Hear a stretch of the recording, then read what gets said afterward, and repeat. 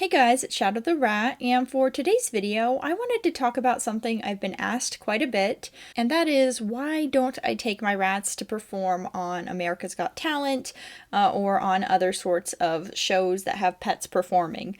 And, well, as you can see by the title of this video, I have had people scout me for these shows. In particular, America's Got Talent. I think I've been scouted 2 or 3 times, and I've been scouted for a pet basketball show, and I was scouted for a few other pet trick shows, but unfortunately I've always had to say no, and that might sound kind of surprising, because, well, I do enjoy showing off videos of my rats doing tricks on social media and stuff like that, so it might seem kind of weird that I don't want to take my rats on any of these pet shows. And the reason for that is simply because I know that if I did so, I would be setting them up for failure, and it just wouldn't be fair on them.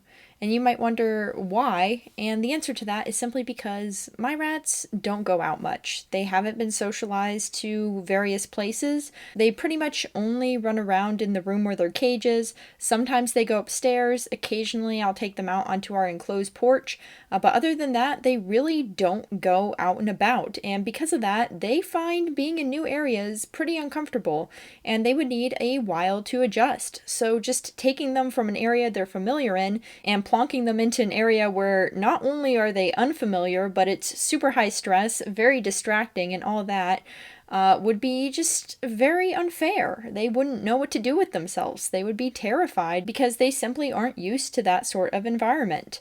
And you can socialize rats to different environments. You could, teach them to be okay in new environments, but that's a process, and it's a completely different process than training a trick. And even if your rats are socialized to various places, that doesn't mean they're going to be able to take a trick from one area to another, because that requires something completely different, which would be generalizing the trick. And generalizing is when you can take something from one area and apply it to a completely different area.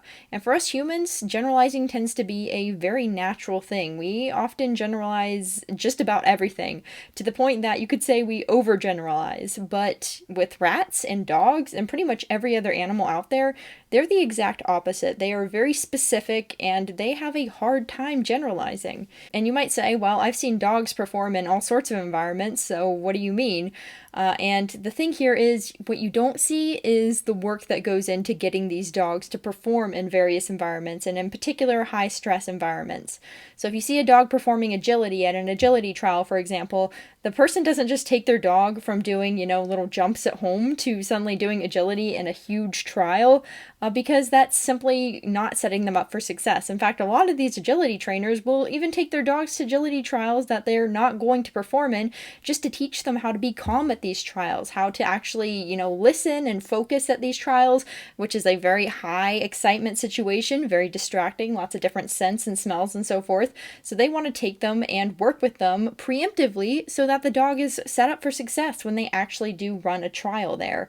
So you can see there's a lot more than just taking training from one area to another. You have a lot of steps in between to get your animal to do the exact same behavior they can do in one environment in, whatever other environment you want them to.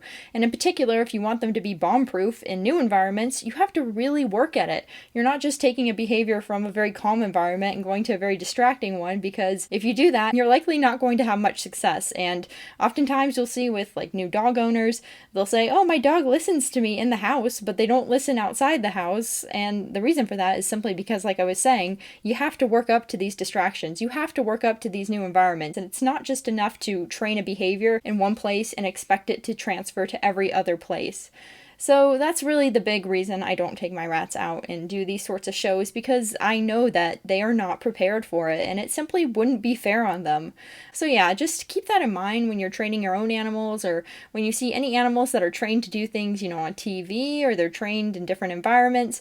Just know that there's a lot of work that goes into it, and it's a lot more than just training the trick itself and then transferring it, because that is just not going to happen naturally, at least not until the animal has generalized a whole ton of tricks, because once they have a lot of tricks down and they've learned how to focus in distracting environments, at that point they have a pool of experience to draw from, and then they can transfer tricks from, one environment to the other much easier. But until you've built up that pool of experience, it's going to be harder, and that's something that you always have to keep in mind when you're working with animals. So yeah, thank you guys for watching this video and for kind of listening to me ramble on this topic. This is something I wanted to talk about for a while because I often see people kind of disregard this extra step of generalizing tricks and working on an animal's ability to focus in different situations because this is just not something we really think about for ourselves because, well, we're often socialized to different environments when we're young, and on top of that, we just typically tend to generalize things a lot more than other animals. So yeah, that's just something I wanted to kind of touch on here. I guess the last thing I want to mention is that there are people who have worked with their rats on this additional step to get them ready to train outside their normal environment. And in particular, I'd recommend checking out Cirque du Soleil, which is a show done by this lady who does some acrobatics, and she trains her cats and rats to kind of accompany her. So both her cats and rats know lots of tricks, and she has generalized them to various environments. She's gotten them used to different distractions and different noises, sounds, all sorts of stuff, and her animals are quite amazing at how they can perform in these high-stress environments. So I would definitely recommend checking them out. I will link them below. She was also on America's Got Talent with her rats, so that was another cool thing that I recommend checking out. I will link that below as well. So, just know that rats can be trained to do these sorts of things in various environments, but it is an extra step that I have just not taken myself. So yeah, thank you guys for watching this video, and I hope to see you next time. Bye!